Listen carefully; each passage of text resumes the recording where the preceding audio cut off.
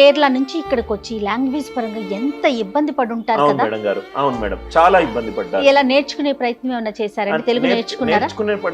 అంటే ఆ టైంలో నాకు వెనక తిరిగి చూసుకుంటే మా అమ్మకి ఇంకో చాయిస్ లేదు madam.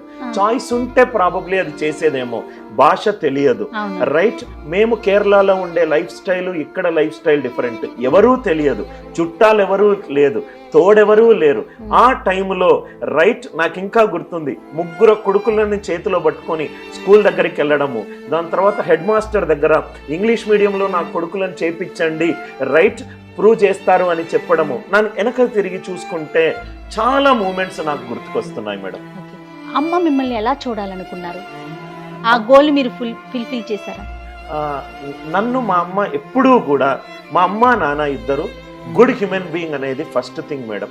Money, power, fame, position ఇవన్నీ నెక్స్ట్ థింగ్.